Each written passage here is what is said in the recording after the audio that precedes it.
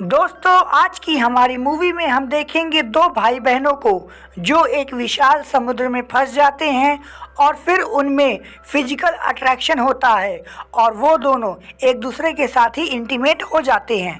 और आगे क्या होता है इसके लिए आपको पूरा वीडियो देखना पड़ेगा। तो मूवी की शुरुआत में हम एक यूरोपियन फैमिली को देखते हैं जिनमें एक लड़का होता है जिसका नाम होता है रिच और लड़की का नाम होता है एमिली। उस शिप में उनके अलावा उनके पिता और एक बावर्ची होता है जिसका नाम पैडी होता है। एक दिन अचानक शिप में आग लग जाती है और बावर्ची बच्चों को लेकर एक अलग नाव में बैठ जाता है। तभी धुएं के कारण वो नाव दूर चली जाती है और वो दोनों बच्चे अपने बाप से बिछड़ जाते हैं और रात होने पर वो सभी उसी नाव में सो जाते हैं। लेकिन जब सुबह उनकी नींद खुलती है तो उन्हें एक आइलैंड दिखता है और वो लोग उस आइलैंड पे चले जाते हैं। वहाँ पर उनके खाने के लिए बहुत सारे फल होते हैं और पीने के लिए पानी होता है जिससे वो लोग खुश हो जाते हैं। और उनका जो कुक होता है वो कहता है जब तक कोई मदद नहीं आ जाती हम इसी आइलैंड पर रहेंगे। तभी हम देखते हैं कि एमिली वहीं पर एक पेड़ में लाल कलर का बेर होता है उसको तोड़कर खाने लगती है, लेकिन कुक उसको रोक लेता है और कहता है ये जहरीली है, इसे दोबारा मत खाना। अब जो कुक होता है वो रिच को यहाँ पर रहने के तौर तरीके सिखाने लगता है, जैसे मछली कैसे पकड़ते हैं।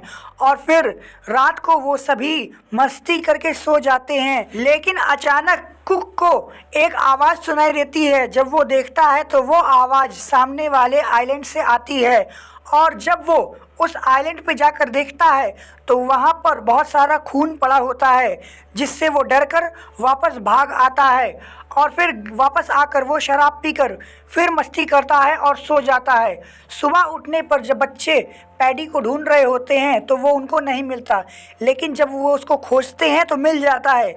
जब वो उसको चेक करते हैं तो वो मर चुका होता है। अब इस आइलैंड पे वो दोनों बच्चे ही बचते हैं। अब जो एमिली होती है वो रिच को कहती है कि मुझे दूसरे आइलैंड ले चलो, यहाँ मुझे पैडी की याद आती है। वो दोनों दूसरे आइलैंड पे जाते हैं और वहाँ घर बनाकर रहने लगते हैं और धीरे धीरे करके वो लोग बड़े होने लगते हैं और अब दोनों में फिजिकल और इमोशनल चेंजेस आने लगते हैं। वो दोनों एक दूसरे की बॉडी को देखकर अट्रैक्ट होते हैं, लेकिन उन्हें नहीं पता होता कि ये सब क्या हो रहा है, इसलिए वो दोनों शर्मा जाते हैं और कुछ नहीं बोलते। लेकिन जब भी एमिली नहाया करती है तो रिच उसको छुप छुप के देखा करता है। दोनों में अट्रैक्शन तो हो रहा था लेकिन दोनों को कुछ नहीं पता होता। एक दिन एमिली नहा रही होती है, तभी उसके बॉडी से खून निकलने लगता है और वो चिल्लाती है। चिल्लाने की आवाज़ सुन के रिच वहाँ पे आ जाता है और वो पूछता है क्या हुआ, तो एमिलिन बताती है कि मेरी बॉडी के अंदर से खून आ रहा है। दरअसल ये उसका पहला पीरियड होता है।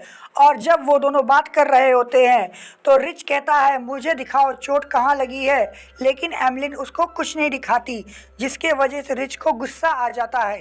अब एमिलिन भी रिच की बॉडी को छुप छुप के देखा करती थी और रिच भी एमिलिन को नहाते हुए देखा करता था। एक दिन जब एमिलिन सो रही होती है तो उसको सपना आता है कि रिच पानी में डूब के मर गया और वो चिल्लाकर उठती है। तभी रिच वहाँ पर आ जाता है। वो रोने लगती है तो रिच उसको चुप कराता है और तभी उन दोनों में अट्रैक्शन ज़्यादा होता है और वो दोनों किस करते हैं और फिर वो दोनों पहली बार इंटीमेट भी होते हैं।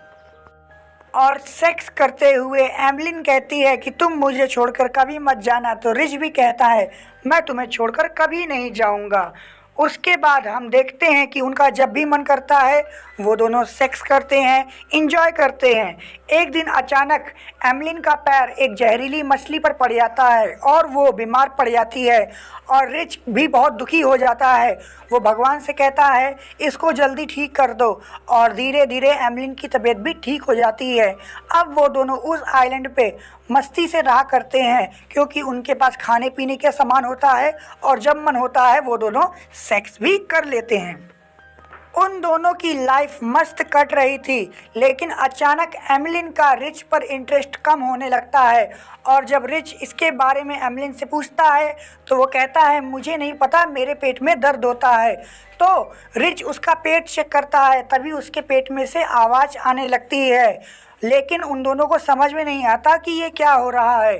दरअसल एमिलिन प्रेग्नेंट हो गई है और उन दोनों को बिल्कुल नहीं पता कि ये क्या हुआ है। और फिर एक रात रिच को बहुत सारी आवाज़ें सुनाई पड़ती हैं। जब वो जाकर देखता है तो वो देखता है कि उस आइलैंड पे और भी कई सारे लोग हैं जो कि आदिवासी हैं और वो यहाँ आकर बलि दिया करते हैं। ये सब देखकर रिच वहाँ से भागता है। तभी वो एमिली के पास पहुँचता है और वो चिल्ला रही होती है। दरअसल उसकी डिलीवरी होने वाली होती है। फिर वो एक बच्चे को जन्म देती है और वो दोनों वहाँ से निकल जाते हैं। और फिर धीरे धीरे करके वो बच्चा भी बड़ा होने लगता है और एमिली जब उसको खाना खिलाती है तो वो नहीं खाता। उसके बाद एमिली उसको दूध पिलाती है तो वो पी लेता है। ये सब उनके साथ पहली बार हो रहा था, इसलिए उनको कुछ भी समझ में नहीं आ रहा था। अब वो दोनों के बीच में एक नया मेहमान आ गया है, जिसकी वजह से वो दोनों भी बिजी रहने लगे हैं और उन दोनों का अच्छा टाइम पास हो जाता है। और आगे हमें देखने को मिलता है कि रिच के डैड अभी भी उसको ढूंढा करते थे और वो उन्हें ढूंढ भी लेते हैं, लेकिन उन्हें लगता है कि ये उसी टापू के आदिवासी हैं और वो वहाँ से चले जाते हैं। तभी हम देखते हैं कि वो बच्चा बड़ा हो गया है और वो अपनी माँ के काम में हाथ बटाता है और वो वही जहरीली बेर तोड़ के बोट में रख लेता है।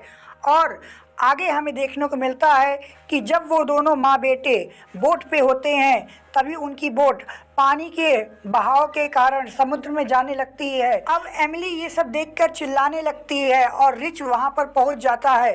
वो तैरकर समुद्र में जाने लगता है बोट के पास, लेकिन तभी उसके पीछे से शार्क आ जाती है और एमिली अपने बोट के डंडे से उस शार्क को मार के भगा देती है और रिच भी उस बोट पे चढ़ जाता है, लेकिन उनके नाव का वो जो डंडा होता है वो उनके पास नहीं होता है और धीरे धीरे करके वो लोग उस विशाल समुद्र में चले जाते हैं। उनका खाने पीने का सामान भी ख़त्म हो गया होता है। तभी एक दिन अचानक वो बच्चा वही बेर को खाने लगता है जो जहरीली होती है। उसको ऐसा करता देख वो दोनों समझ जाते हैं कि ये बच्चा अब नहीं बचने वाला, इसलिए वो भी अपनी जान देने का डिसाइड करते हैं और वो भी उसको खाकर सो जाते हैं।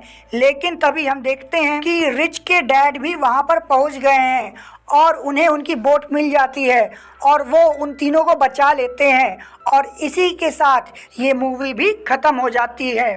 तो दोस्तों, अगर आपको ये मूवी देख के मज़ा आया तो वीडियो को लाइक कर दीजिएगा और चैनल को भी सब्सक्राइब कर दीजिएगा। हम मिलेंगे आपसे अगले वीडियो में, तब तक के लिए गुड बाय।